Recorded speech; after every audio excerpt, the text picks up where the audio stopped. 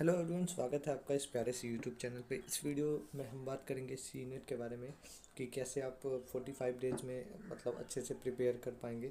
ठीक है, तो चलिए देखते हैं। अगर आपने अभी कुछ भी नहीं किया तो फर्स्ट ऑफ ऑल आप पहले तो फॉर्म फिल कर लो, क्योंकि फॉर्म फिल करने से ये होगा कि आपका एक प्रॉपर एक तरीके का टेंशन ख़त्म हो जाएगा कि हाँ फॉर्म फिल करना है, आज करना है, कल करना है। तो ऐसे स्ट्रेस से आप रिलीफ हो जाओगे, ऐसे स्टेट से आप रिलीफ हो जाओगे। ठीक है, प्रॉपर तरीके से डॉक्यूमेंट अप्लाई कर दो। ठीक है, सेकेंडली अगर बात करें तो प्रॉपर तरीके से डॉक्यूमेंट अप्लाई कर दो कि हाँ कि कास्ट सर्टिफिकेट अप्लाई कर दो, फिर ये जो भी रेसिडेंशियल है तो वो अप्लाई कर दो, इनकम अप्लाई कर दो।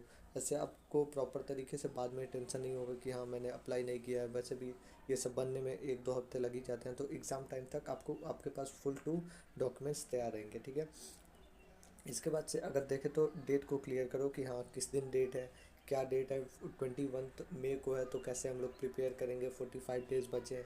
तो इसको प्रॉपर तरीके से डेट क्लियर रखो कि हाँ 26 अप्रैल तक लास्ट डेट है, 19 से 26 अप्रैल तक करेक्शन डेट है। ये सब क्लियर है तो आप सही तरीके से, कुछ इनकरेक्ट भी हुआ है तो उसको करेक्ट कर सकते हो। ठीक है, सिलेबस को पूरा ध्यान रखो। किसी भी अगर एग्ज़ाम को अगर तैयार कर रहे हो तो फर्स्ट ऑफ ऑल अगर बात करें तो सिलेबस होना चाहिए। सिलेबस पूरी तरीके से मतलब ध्यान में होना चाहिए कि क्या सिलेबस है, कैसे हम लोग को प्रिपेयर करना है, क्या करना है। ठीक है, प्रैक्टिस अगर सिलेबस है तो उसके हिसाब से जो प्रैक्टिस है वो स्टार्ट कर दो। वैसे भी इस बार जो ये मोड ऑफ एग्जामिनेशन वो अलग है। जैसे कि पिछली बार जो एग्ज़ाम होता था वो 200 मार्क्स का होता था, इस बार कुछ 120 मार्क्स के ही हो रहे हैं, वो भी मतलब इक्वल बेसिस पे 20-20% पे। ठीक है, रिवाइज करो प्रॉपर तरीके से कि हाँ ये चीज़ है, ये चीज़ आ सकता है तो उसको हाईलाइट करो।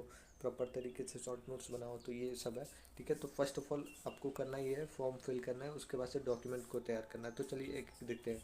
ठीक है, फॉर्म फिल करना है, रजिस्टर करना है, आपको अप्लाई करना है फॉर्म को, डॉक्यूमेंट अपलोड करना है, फी सबमिट करना है, उसके बाद से उस फॉर्म को सबमिट कर देना है। तो ये आपका एक तरीके से आपका टेंशन ख़त्म कि हाँ मुझे फॉर्म फिल करना है, अभी तो कुछ हुआ नहीं है, ये वो जो भी दिमाग में चलता है उससे एक तरीके से स्ट्रेस से रिलीफ हो जाओगे। ठीक है, इसके बाद से अगर देखें तो इम्पॉर्टेंट डेट्स को रिमाइंड पे रखो कि हाँ ये डेट है। जैसे अप्लाई का डेट था हमारा 24 मार्च से लेके 26 अप्रैल तक है। ठीक है, अप्लाई लास्ट डेट है 26 अप्रैल। ठीक है, पेमेंट करने का भी लास्ट डेट है 26 अप्रैल।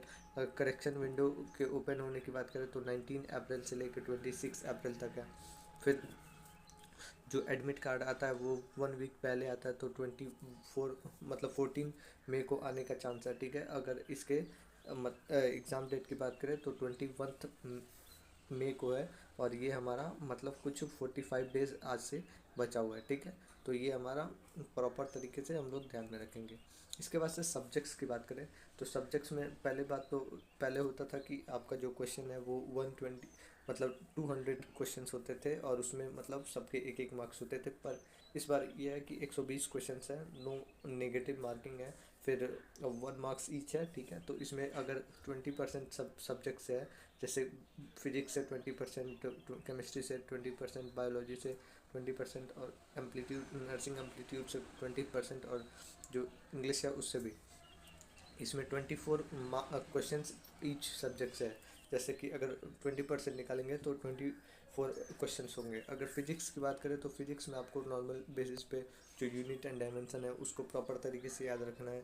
डायमेंशन के अगर क्वेश्चंस आते हैं, जैसे फॉर्मूला बेस ही सारा क्वेश्चंस आते हैं इसके अंदर, तो आपको वो सब ध्यान रखना है और सही तरीके से फॉर्मूला याद करना है। केमिस्ट्री की बात करें तो केमिस्ट्री में जो क्वेश्चंस होते हैं वो बहुत मतलब लेंदी नहीं होते हैं, इजी होते हैं, और 12th बेसिस पे होते हैं जो कि आप आसानी से कर ले जाओगे। बायोलॉजी थोड़ा हार्ड होता है, बायोलॉजी को आपको प्रॉपर तरीके से पढ़ना है। नर्सिंग एप्टीट्यूड आपके लिए पहली बार आप ये पढ़ रहे हो तो आपको मतलब समझ में नहीं आ रहा होगा, तो इसीलिए हमारा जो वीडियो सीरीज़ है इस टॉपिक पे वो चल रहा है। ठीक है, तो इसमें आपको ये करना है कि प्रॉपर तरीके से ध्यान रखना है कि क्या सब्जेक्ट्स मतलब किस तरीके से। इसमें मैं कुछ 8-10 वीडियोस बनाऊंगा जिसमें हमें ये कोई टॉपिक नहीं पढ़ाया जाएगा प्रॉपर तरीके से, तो उसको क्वेश्चंस के अकॉर्डिंग बताया जाएगा। टॉपिक इसलिए क्योंकि टॉपिक इसलिए नहीं बताया जाएगा क्योंकि ज़्यादा टाइम हम लोग के पास बचा नहीं है, कुछ 45 डेज ही बचे हैं। अगर आप नर्सिंग एम्पलीट्यूड मतलब पढ़ना स्टार्ट करोगे जीरो से तो वैसे भी कुछ लेट ही हो जाएगा। तो इसीलिए क्वेश्चन बेस है जो नॉर्मल अगर इस सब्जेक्ट से पूछे तो क्या क्या आ सकता है, तो इसमें जैसे वाइटल साइंस आते हैं, जैसे बीपी क्या है, टेम्परेचर क्या है, ये सब है। फिर आपको क्रिटिकल थिंकिंग का आ जाता है कि कैसे सिचुएशन में क्या करोगे। हाइजीन का आ जाता है। फिर अलग अलग पॉलिसी जो गवर्नमेंट के द्वारा एनीमिया मुक्त भारत प्रोग्राम हो गया, ये सब के बारे में आता है। तो ये सब आपको प्रॉपर ध्यान रखना है। इंग्लिश जो है कॉमन बेसिस पे अगर आप 12th पास किए हैं तो ईजिली उसको इंग्लिश को कर ले जाओगे। तो ये हमारा सब्जेक्ट था। ठीक है, सब्जेक्ट्स के बाद अगर हम बात करें तो 1 सेकेंड।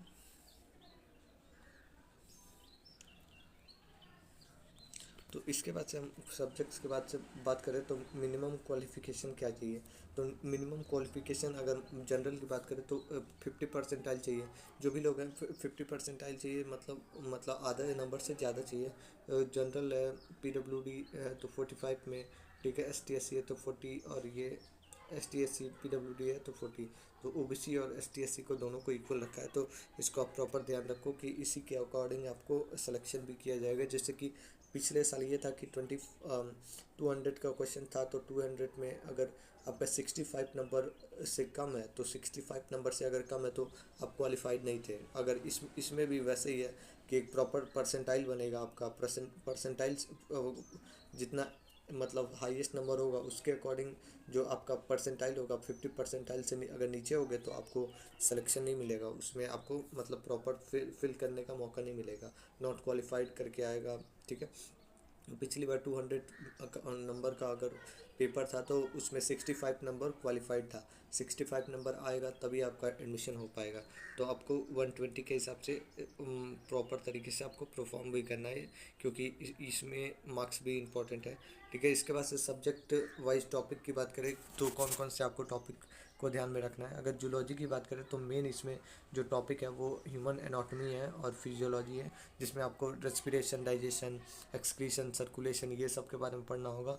और सारे मतलब मेजर सिस्टम के बारे में पढ़ना होगा। जो भी हार्ट है उसके बारे में, कितने चैम्बर्स होते हैं, राइट और लेफ्ट किडनी के बारे में। ठीक है, तो ये सब जो मेजर मैंने इसमें मेजर टॉपिक को लेकर रखा है, जो भी आपको मेरे हिसाब से इम्पोर्टेंट लगा, जो कि एग्ज़ाम मैंने भी दिया था तो इसके अकॉर्डिंग है। ठीक है, इसके बाद से ह्यूमन रिप्रोडक्टिव ऑर्गन के बारे में आता है, रिप्रोडक्शन के बारे में आता है। ह्यूमन हेल्थ एंड डिजीज़ बहुत इंपॉर्टेंट है। इसमें इससे क्वेश्चन पूछे ही जाते हैं, जैसे कि अलग अलग उसमें डिजीज़ कंडीशन है तो उससे आ जाएगा। ठीक है, फिर बायोमोलिक्यूल से आता है, बायोमोलिक्यूल से अलग अलग जैसे आ जाता है। फिर ये माइक्रोब्स इन ह्यूमन वेलफेयर से आता है। ठीक है, बॉटनी की बात करें तो सेल से आता है। फिर जेनेटिक्स से आता है, इवोल्यूशन से भी क्वेश्चन उठते हैं बहुत सारे। प्लांट फिजियोलॉजी से आता है, रिप्रोडक्शन से आता है। फिर इकोनॉमिक्स से बहुत ज़्यादा क्वेश्चन उठते हैं। इकोनॉमिक्स और इन्वायरमेंट से इकोलॉजी और इन्वायरमेंट से बहुत ज़्यादा क्वेश्चन उठते हैं। ठीक है, तो ये आपका मतलब बॉटनी का पार्ट है। अगर हम इसी में आगे केमिस्ट्री की बात करें तो केमिस्ट्री आपका जो है, फर्स्ट ऑफ ऑल अगर बात करें तो ये हमारा जो मतलब केमिस्ट्री का पेपर होता है वो ऑलमोस्ट 10 to 11th लेवल का होता है। बहुत इजी होता है, आसानी से आप कर ले जाओगे। इसमें मेजरली अगर देखें तो जो ध्यान देने वाला जो चैप्टर होता है वो मोल कॉन्सेप्ट होता है, फर्स्ट चैप्टर। और सेकेंडली अगर देखें तो पीरियोडिक टेबल होता है, उसमें से डायरेक्ट कोई भी क्वेश्चन पूछ देगा, जैसे गोल्ड का फॉर्मूला क्या होता है। फिर अलग अलग जैसे इक्विलिब्रियम का थर्ड लॉ क्या है, ये सब थर्मोडाइनमिक्स का लॉ पूछ लेगा, ये एसिड बेस पूछ लेगा, पीएच पूछ लेगा, रेडॉक्स रिएक्शन पूछ लेगा। ये अलग अलग हाइड्रोकार्बन से जैसे अल्कीन अल्किन अल्काइन पूछ लेगा। फिर ये अलग अलग पूछेगा। ठीक है, तो आप आसानी से इसमें कर ले जाओगे, केमिस्ट्री का कोई टेंशन नहीं है। अगर फिजिक्स की बात करें तो फिजिक्स में जो मेजर चैप्टर है वो आपको ध्यान रखना है, वो यूनिट एंड डायमेंशन है। और सेकेंडली ऑप्टिक्स है।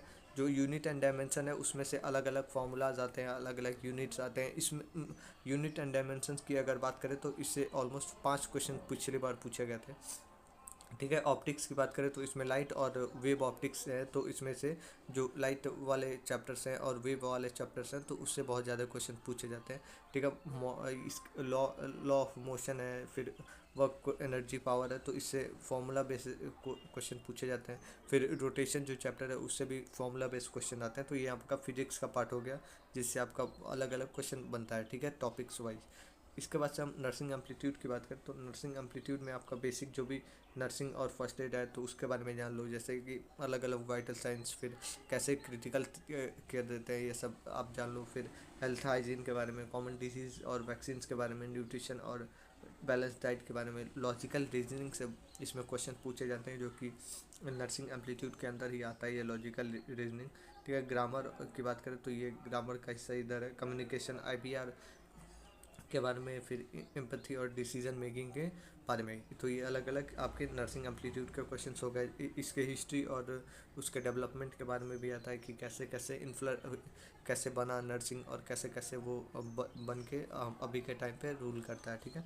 तो इसके बाद से इंग्लिश की बात करें तो इंग्लिश में कम, अगर आप 12th दिए हुए हो तो 12th पास किए हो तो 12th बेसिस पे जो भी क्वेश्चन अराइज होते हैं तो वही होते हैं। सिनोनिम्स, एंटोनिम्स हो गया, वोकेबलरी हो गया, फिर ये जो भी एरर होती है, रीअरेंजमेंट होता है, फिर फिल इन द ब्लैंक्स होता है, करेक्शन होता है, फिर वन वर्ड सब्स्टिट्यूशन होता है, एडम्स होते हैं, फेजेस होते हैं, ट्रांजिशन होता है, फिर प्रीपोजिशन होता है, ठीक है। तो ये अलग अलग आपके चैप्टर्स हैं, तो इससे क्वेश्चन पूछे जाते हैं। फिल इन द ब्लैंक्स और ये वाउल वाला आते हैं क्वेश्चन, ये सब इजी हैं। तो ग्रामर भी कोई टेंशन की बात नहीं है, आप कर ले जाओगे अगर इजी बेसिस पे अगर देख रहे हो तो। अगर एडम्स और फेजेस और सिनोनिम्स, एंटोनिम्स ध्यान से देख के जाना, ठीक है। तो इसके बाद से ये हमारे जो भी चैप्टर्स थे उसके अकॉर्डिंग आपको तैयार करना है। अगर इसके बाद से हम प्लानिंग की बात करें तो आप ध्यान में रखो कि आपके पास 45 डेज़ है बस, और उसके उसके हिसाब से जो भी स्टडी पैटर्न है और सिलेबस है उसको पूरा तरीके से समझो और एक स्टडी प्लान करो कि हाँ इतने दिन में ये टॉपिक्स कंप्लीट करना है। ये रूटीन मत बनाना, मतलब टॉपिक वाइज डे को डिवाइड कर लेना। उसके बाद से डे बाय डे लर्न करना, शॉर्ट नोट को तैयार करना स्टार्ट करो। फिर शॉर्ट नोट इसको डीपली नहीं पढ़ना है आपको, बस ऊपर से पढ़ना है, इतने में ही हो जाएगा। डे बाय डे लर्निंग करनी है, अगर कुछ भी आप जिस दिन पढ़ रहे हो उसी दिन उसको क्लियर करो, और जो भी स्ट्रॉन्ग फंडामेंटल और कॉन्सेप्ट क्लियर रखो। फिर प्रैक्टिस प्रैक्टिस प्रैक्टिस करो। फिर जो भी रिवीजन कर रहे हो पुराने प्रीवियस ईयर का, इस वीडियो चैनल पे मैं अपना मतलब 23 और 24 का मतलब क्वेश्चन सीरीज भी लाऊंगा, जिसमें मैं पूरा का पूरा क्वेश्चन करूंगा 2023 और 2024 का, तो वो भी देख सकते हो। टाइम स्किल मैनेजमेंट ये है कि जो वहाँ का मतलब एग्ज़ाम टाइम का टाइम होता है वहाँ पे बहुत ज़्यादा खौच पौच हो जाता है, जैसे कि आपको एग्ज़ामिनर देखने आ रहा है, फिर प्रॉपर तरीके से साइन ले रहा है, साइन वाइन ले रहा है, तो उसमें टाइम वेस्ट जाता है, ध्यान इधर उधर जाता है, तो उसको।